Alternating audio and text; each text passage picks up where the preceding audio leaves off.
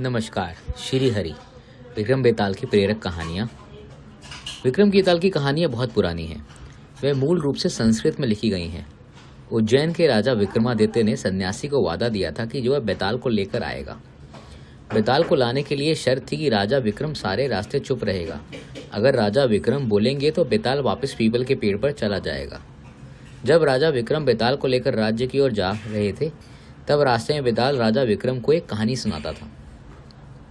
कहानी खत्म होने के बाद बेताल राजा विक्रम से सवाल पूछता था और विक्रम सवाल का उत्तर देता था। उत्तर देते ही राजा अपनी चुप्पी तोड़ देते थे और बेताल उड़कर चला जाता था। तो आज उसी कहानी में से एक कहानी आपके सामने पेश कर रहे हैं, विक्रमादित्य की उलझन। एक बार फिर वीर विक्रमादित्य हाथ में तलवार लिए पेड़ तक जा पहुंचा। हमेशा की तरह उसने शव को वृक्ष से उतारा और कंधे पर लादकर चुपचाप चल दिया। हालांकि इस बार विक्रम थोड़ा शांत दिखा। उसने राजा विक्रम से कहा, मैं आगे होने वाली घटनाएं भी देख सकता हूँ। राजा विक्रम, हो सकता है कि तुम्हें अपना अतीत बड़ा अच्छा व गौरवशाली दिखता हो, किंतु बता दूं, अब से सैकड़ों वर्ष बाद तुम ऐसा नहीं कर पाओगे। बेताल बड़ी उदासी के साथ आने वाले कल की झांकी सुनाता रहा। आने वाले समय में चारों ओर अव्यवस्था होगी। कानून को कोई नहीं मानेगा। लंबे लंबे युद्ध होंगे। तुम्हारे देश पर दूसरे देश के गोरों का राज होगा। फिर वह बोला, ये शासक बड़े अलग तरीके से जिएंगे। ये कालीनों की बजाय लकड़ी के तख्तों पर बैठेंगे। इनकी औरतें पालकी में बैठने के बजाय घुड़सवारी करेंगी। ये पुरुष अपने सिर के बजाय दाढ़ी की हजामत कराएंगे।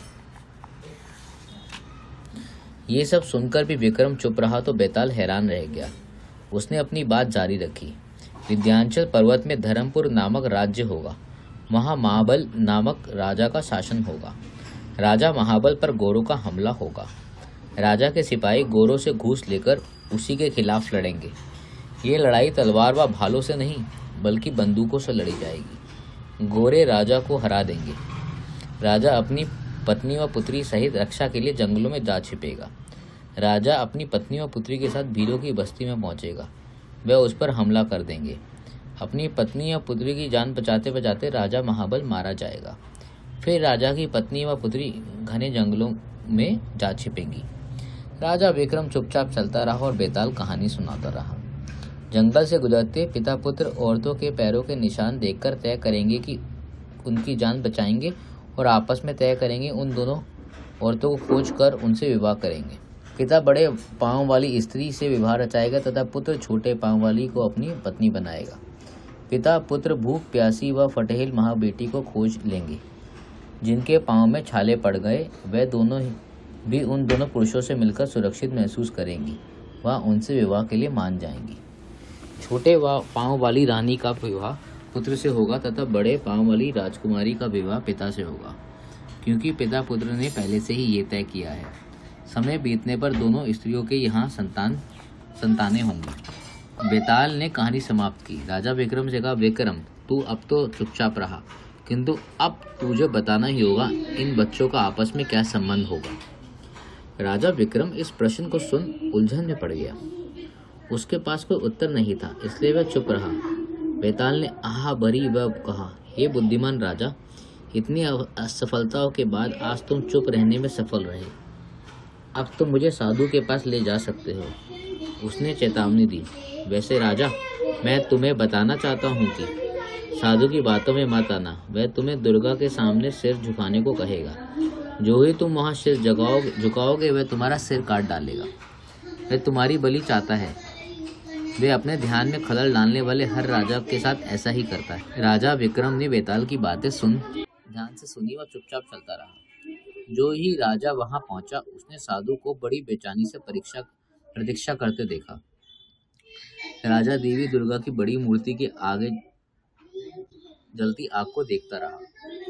राजा ने चुपचाप शव को कंधे से उतारा व साधु के आगे रख दिया। साधु प्रसन्न हुआ। उसने कुछ मंत्र पढ़े व दुर्गा की पूजा की। उस शव में जान आ गई। साधु ने राजा से कहा कि वह देवी दुर्गा को शीश नवाए। विक्रम को बेताल की चेतावनी याद आ गई। वह एक क्षण सोचकर बोला, महात्मा, मैं तो राजा हूँ, इन रीति रिवाज को अच्छी तरह नहीं जानता। कृपया मुझे बताएं कि इस कैसे करते हैं, तब मैं इसे करूंगा। जो ही साधु ने अपना शीश झुकाया, राजा ने झट से तलवार उठाई व उसका सिर काट दिया। इसी पल की प्रतीक्षा में बैठा बेताल झट से साधु के प्रवेश कर गया। वह ओझल होते हुए बोला, विक्रम, तुमने इससे मारकर अच्छा ही किया। जो कोई तुम्हें मारना चाहे उसे मारने में कोई अन्याय नहीं होता। स्वर्ग से ये सारी घटनाएं देखकर भगवान इंद्र राजा विक्रम की वीरता से प्रसन्न हो गए। उन्होंने राजा से वर मानने को कहा। राजा ने उन्हें धन्यवाद करते हुए विनती की, आने वाले युगों में मेरी वीरता और रोमांच की कथाएं संसार भर में प्रसिद्ध हों। इंद्रदेव ने वरदान देते हुए राजा से कहा, जब तक आकाश में सूर्य चांद रहेंगे, तुम्हारे साहस की गाथाएं युवाओं व वृद्धों तक याद की जाएंगी। राजा विक्रमादित्य ने भगवान इंद्र को धन्यवाद दिया। वह रोगी के पुत्र सहित अपनी राजधानी उज्जैन लौट आए। इसके बाद वे कई वर्षों तक न्यायपूर्ण शासन करते रहे। धन्यवाद। नमस्कार। जय हिंद, जय भारत।